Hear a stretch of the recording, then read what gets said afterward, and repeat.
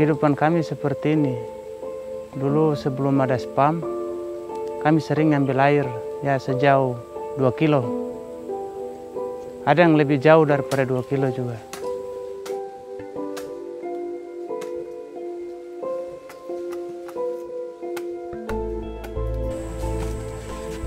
Sumur ini ditemukan warga, nggak tahu pada tahun berapa. Sampai kami sudah ada juga masih terpakai.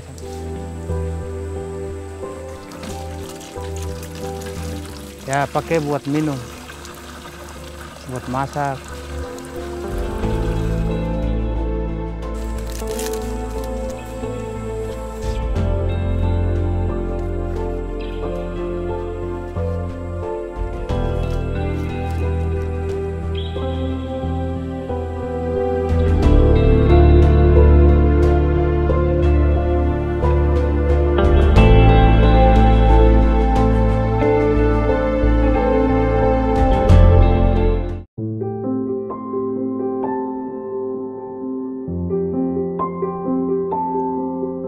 Air merupakan kebutuhan dasar bagi manusia. Kebutuhan air bersih akan terus meningkat seiring dengan perkembangan jumlah penduduk satu daerah. Inilah yang terjadi di Kabupaten Merauke, Provinsi Papua, tepatnya di kawasan perbatasan Distrik Sota dan Distrik Eligobel.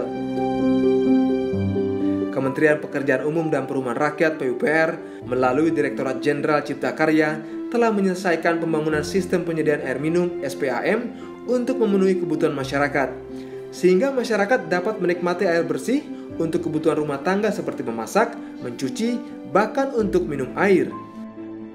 Masyarakat tidak perlu lagi jalan jauh untuk mendapatkan air bersih. Dengan adanya SPAM, masyarakat hanya tinggal merawat infrastruktur yang sudah terbangun, tak lagi terlalu bergantung pada letak geografis yang sebelumnya memengaruhi ketersediaan air bersih. Kami merasa itu sangat perlu, terutama di daerah Merauke ini, salah satu daerah yang memang memiliki musim kemarau dan musim penghujan cukup. Jadi kalau musim kemaraunya sedikit, orang kebanyakan kesulitan soal air bersih ataupun air minum.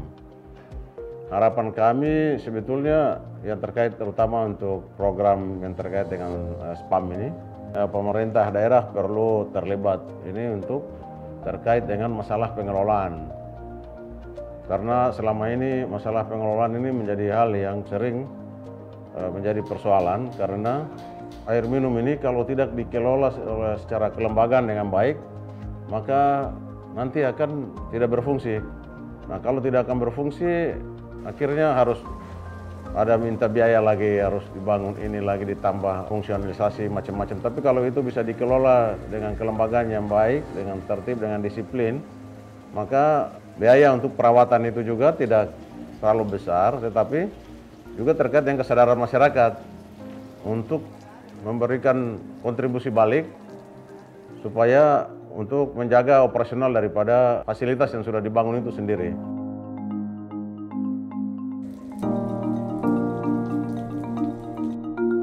Sistem penyediaan air minum harus dikelola melalui kelembagaan agar berfungsi dengan baik. Itu sebabnya keikutsertaan pemerintah daerah maupun pemerintah pusat akan membuat program yang melibatkan masyarakat.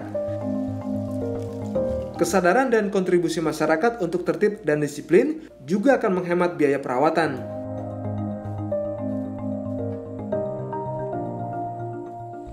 Rasa senang. Air ini kita pakai untuk mandi, untuk cuci piring, cuci pakaian, bahkan untuk minum juga.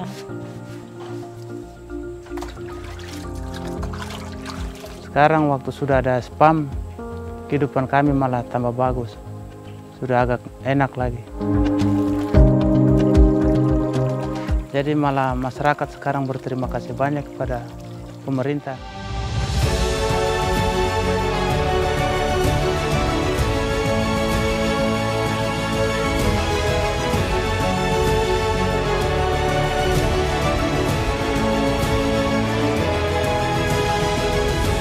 Manfaat yang kini sudah dirasakan langsung akan berkelanjutan jika masyarakat bersama-sama merawat SPAM yang sudah ada, agar kebutuhan akan air minum dapat terus terpenuhi.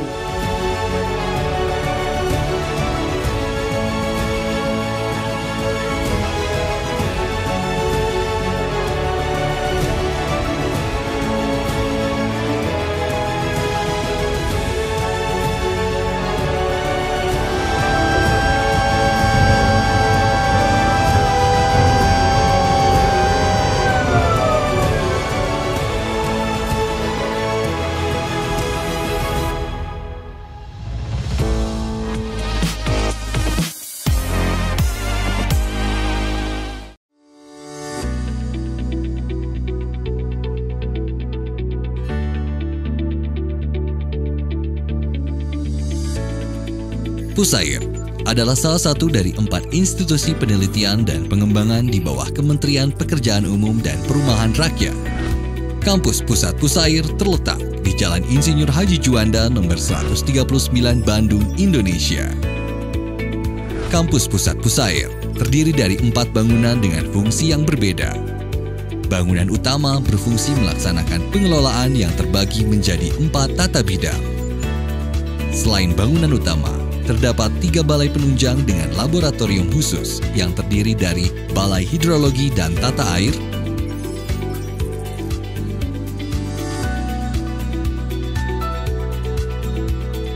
Balai Hidrolik dan Geoteknik,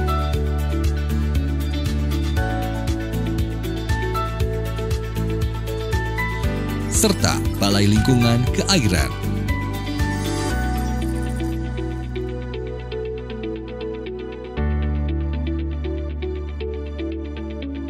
Selain di Bandung, Pusair juga memiliki 5 balai yang tersebar di seluruh Indonesia. Balai Litbang Pantai yang terletak di Buleleng,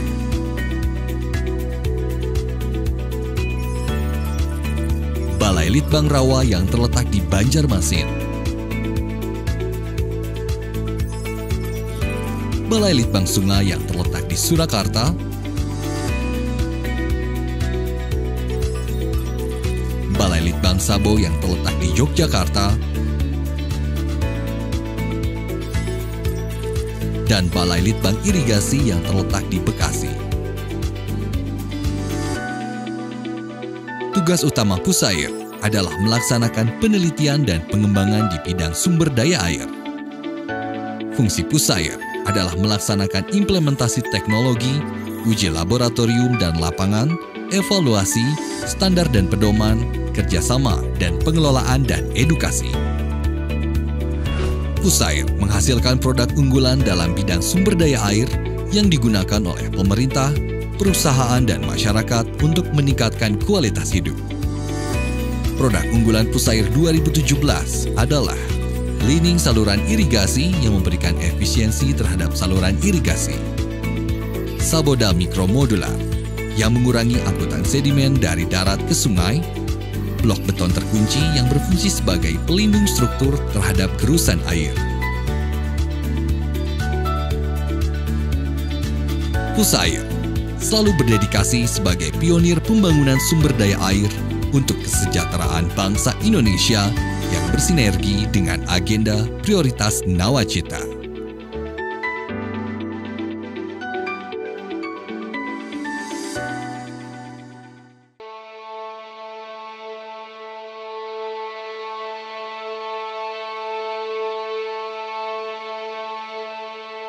Sebuah karya tidak akan terrealisasi begitu saja.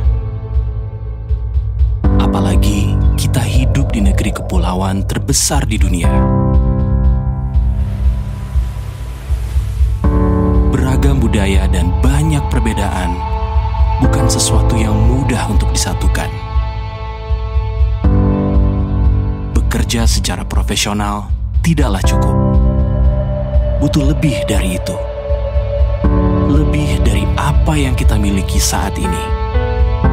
Lebih dari apa yang pernah kita lakukan sebelumnya. Ini bukan mimpi. Ini adalah kesempatan. Kesempatan untuk maju dengan karya bermutu. Kesempatan untuk menjadi bagian dari perjalanan bangsa ini. Ya, bangsa Indonesia. Bangsa yang begitu besar, bangsa yang terlahir dengan daya juang yang tinggi. Bangsa yang tidak pernah menyerah dan tidak ada kata lelah. Menjadi besar bukanlah pilihan, tapi merupakan tujuan. Tujuan yang membawa kami terus meningkatkan kemampuan, beradaptasi pada setiap perubahan, merencanakan dan mengevaluasi tanpa henti. Bersama Waskita, membangun Indonesia.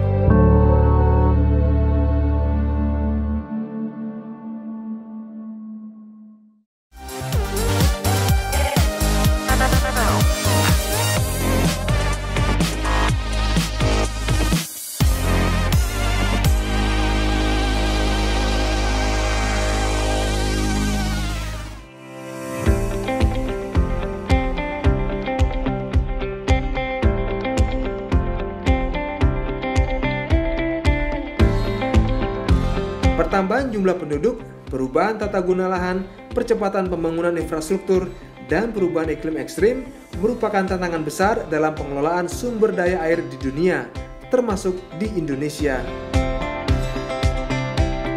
Masalah kekeringan, banjir, dan pencemaran air merupakan tantangan yang harus dihadapi dalam pengelolaan sumber daya air saat ini. Kementerian Pekerjaan Umum dan Perumahan Rakyat (PUPR) berusaha menyelesaikan satu persatu tantangan tadi.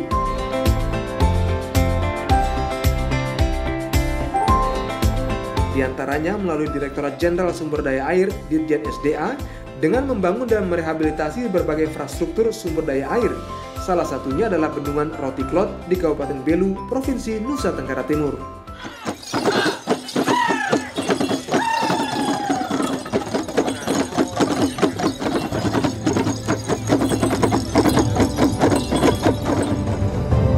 Rotiklot ini adalah salah satu dari 7 bendungan yang pada RPJM 2014-2019 akan dibangun di NTT sebanyak 7 bendungan. Ada 2 bendungan yang telah selesai, yaitu Bendungan Ragnamo di Kupang, dan ini adalah yang kedua, yaitu Bendungan Rotiklot. Bendungan Rotiklot adalah bendungan tipe Rugan yang bisa menampung air sebanyak 3,3 juta meter kubik.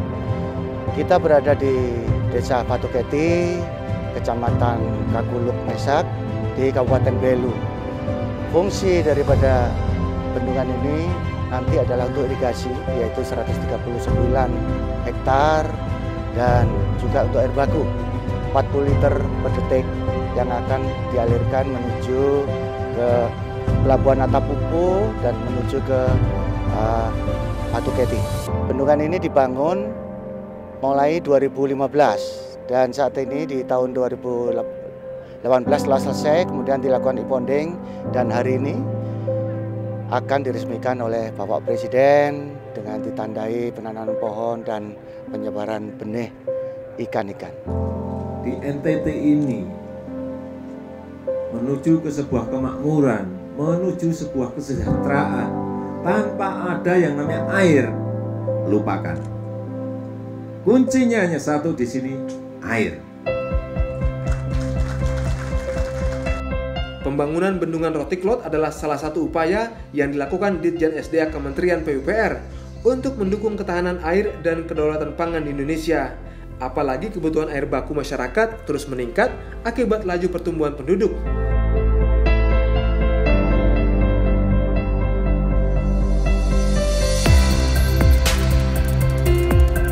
Dengan adanya bendungan, diharapkan para petani bisa lebih mudah mengatur pasokan air, sehingga produktivitas dapat meningkat. Pemerataan pembangunan untuk air baku pun turut dirasakan masyarakat yang tinggal di Kabupaten Belu.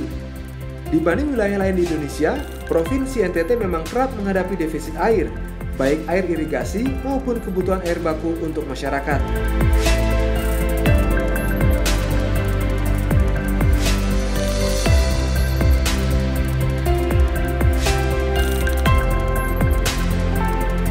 Bendungan ini untuk baik untuk kami masyarakat Fatuketi untuk tahun 5 atau 6 tahun yang akan datang ini. Jadi untuk bisa kami bekerja 1 tahun bisa 2 kali atau ada lagi bisa 3 kali panen begitu.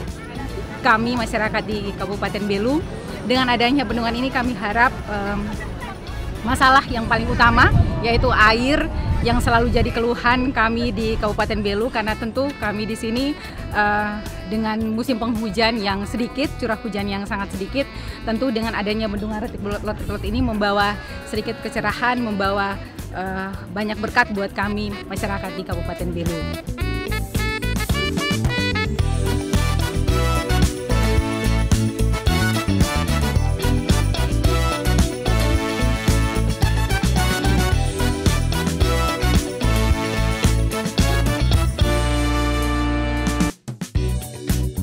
Bendungan Retiklot mampu menampung air sebanyak 3,3 juta meter kubik.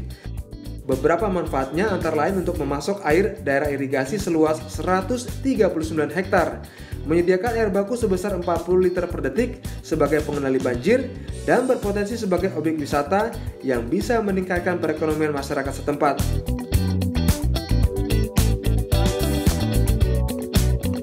Balai Wilayah Sungai BWS Nusa Tenggara II membangun Bendungan Retiklot sejak 2015. Bendungan ini merupakan salah satu dari 49 bendungan baru yang dibangun Ditjen SDA pada periode 2015-2019 sebagai bagian program Nawacita.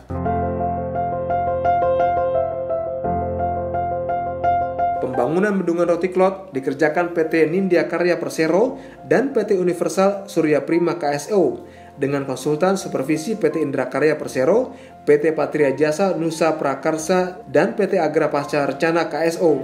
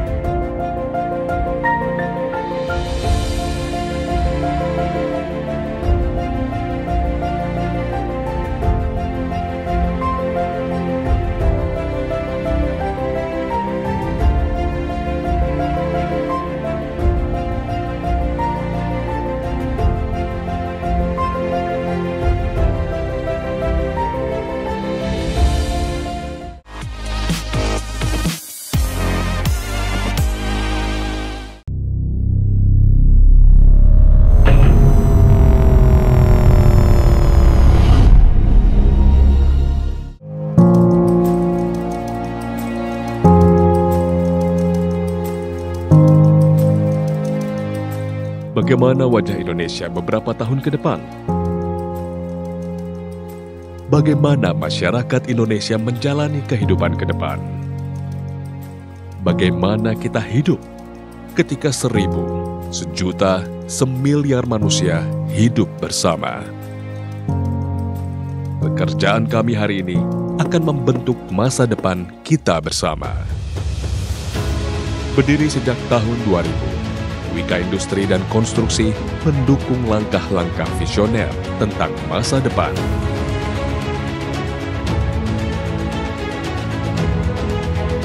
Kami bekerja dengan mereka yang peduli dengan infrastruktur, merubah wajah pembangunan, membuat gerak masyarakat menjadi dinamis. Dengan tenaga profesional dan ratusan klien beroperasi pada 2 bidang besar, industri dan konstruksi.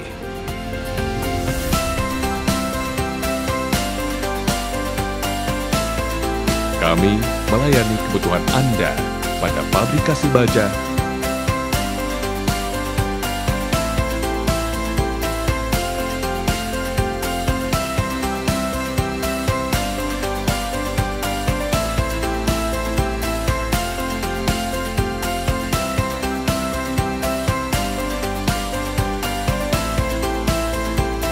casting,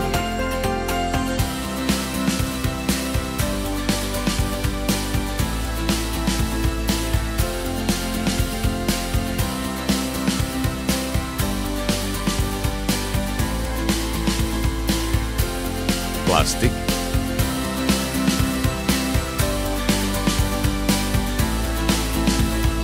painting, tabung,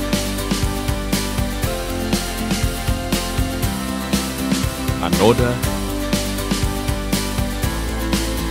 industrial plant, oil dan gas. Kami beroperasi di semua daerah di Indonesia, bahkan di tempat yang paling sulit dijangkau sekalipun.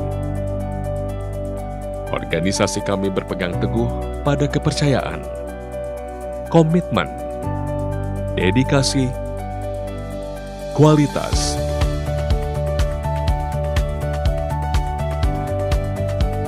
keamanan, tanggung jawab, ketepatan waktu, dan kompetensi. Membuat kami tumbuh, kami mewujudkan mimpi menjadi nyata. Karena mimpi kami adalah mimpi Anda. Kami adalah Anda. Anda adalah kami. From the best one, for the best one. Kepercayaan Anda adalah kekuatan kami. Wika Industri dan Konstruksi. Growing on Trust.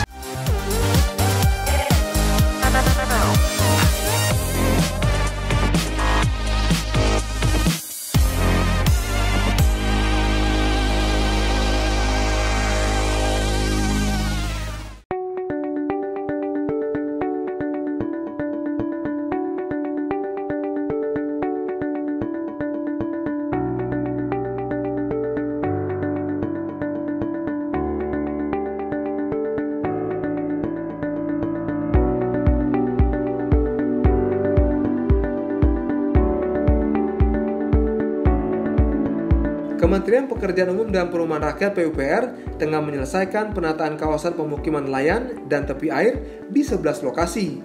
Program ini bertujuan untuk mengembangkan pemukiman pesisir berbasis ekonomi perikanan di berbagai lokasi di Indonesia. 11 kawasan tersebut yakni Kampung Beting di Kota Pontianak, Kampung Sumberjaya di Kota Bengkulu, Kampung Nelayan Indah di Kota Medan, Kampung Kuin di Kota Banjarmasin, Kampung Karangsong di Kota Indramayu, Kampung Tegalsari di Kota Tegal, Kampung Tambak Lorok di Kota Semarang, Kampung Moro Demak di Kota Demak, Kampung Untia di Kota Makassar, Kampung Usapa di Kota Kupang, dan kawasan Hamadi di Kota Jayapura, Papua.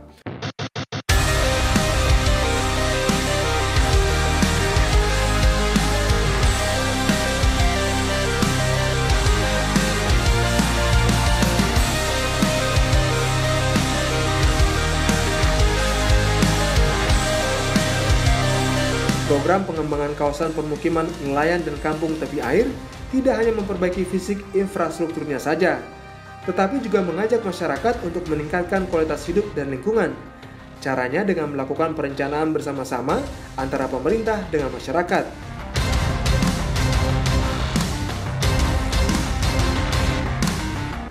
Seperti yang dilakukan di Kampung Tambak Lorok di Kota Semarang. Tambak Lorok yang merupakan kampung nelayan di Kota Semarang telah berdiri sejak tahun 1950, berada di wilayah Kelurahan Tanjung Emas, Kecamatan Semarang Utara. Memiliki luas lebih dari 84,48 hektar yang terbagi dalam dua wilayah, yakni wilayah Tambak Mulyo di sisi sebelah barat dan Tambak Rejo di sisi sebelah timur. Potensi utama yang dimiliki Tambak Lorok adalah dengan adanya pangkalan pendaratan ikan. Di dalamnya juga terdapat tempat pelelangan ikan atau TPI.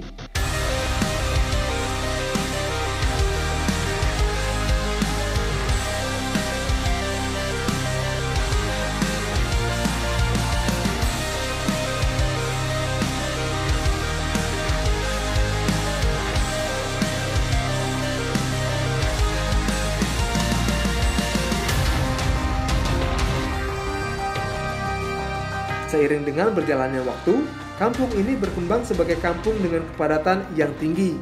Akibatnya kualitas lingkungan menurun. Sering terjadi banjir rob, pendangkalan alur muara sungai, drainase, sanitasi yang tidak memadai, pemukiman kumuh, penurunan muka air tanah, dan intrusi air laut.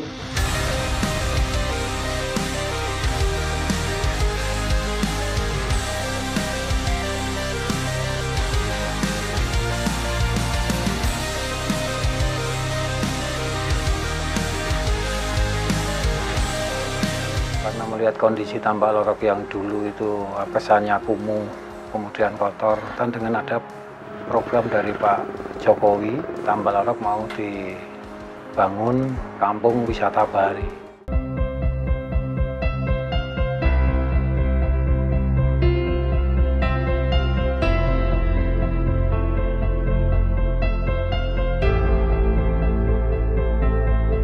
Pada 2 Desember 2014, Presiden Joko Widodo melakukan kunjungan kerja ke Kampung Tambak Lorok. Hasilnya dicanangkanlah kawasan Tambak Lorok sebagai kampung bahari. Presiden menginstruksikan Kementerian Pekerjaan Umum dan Perumahan Rakyat (PUPR) melalui Balai Besar Wilayah Sungai Pemali Juwana untuk segera merevitalisasi kawasan Tambak Lorok dan sekitarnya.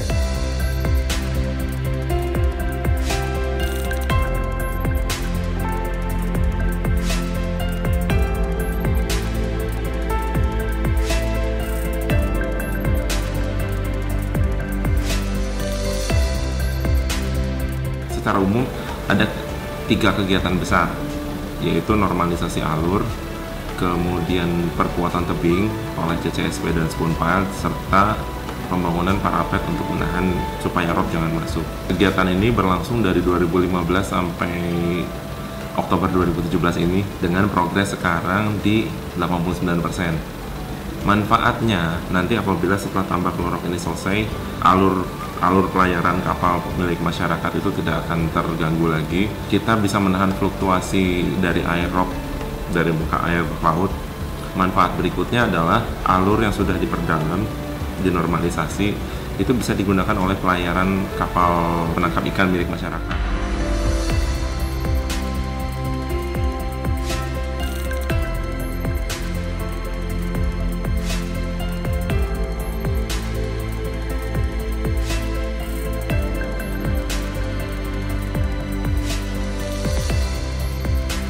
Pengerjaan drainase akan melindungi sekitar 2.000 kepala keluarga dari risiko banjir dan rob. Pekerjaan yang dilakukan antara lain berupa penggalian alur sungai sepanjang 800 meter, pemasangan pelindung tepi sungai dengan spoon pile sepanjang 1,5 km, dan pembuatan dinding penahan rob atau parapet sepanjang 1,5 km, serta pembuatan dok perahu nelayan.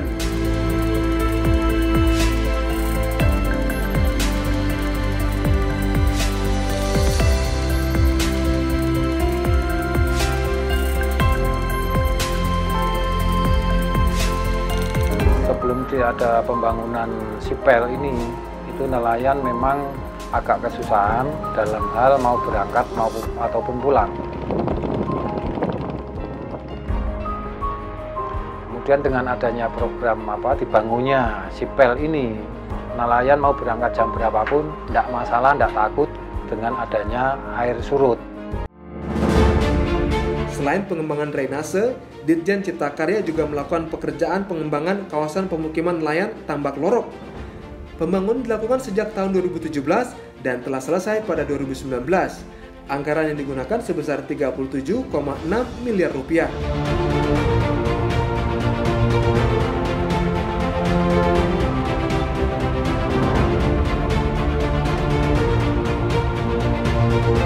Pekerjaan yang dilakukan berupa peningkatan jalan, ruang terbuka publik, gerbang kawasan, dan street furniture.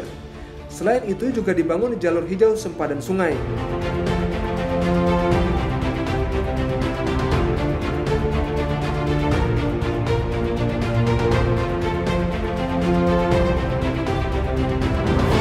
Untuk mendukung ekonomi masyarakat sekitar, Kementerian PUPR membangun Pasar Tambak Lorok. Dengan adanya proyek pembangunan kampung bahari, diharapkan dapat meningkatkan kesejahteraan warga sekitar, serta mampu menjadi solusi bagi penataan kawasan kumuh dan memberikan kenyamanan bagi warga masyarakat. Nelayan juga akan lebih mudah memarkirkan perahunya di lokasi yang lebih dekat dengan rumah warga atau perkampungan.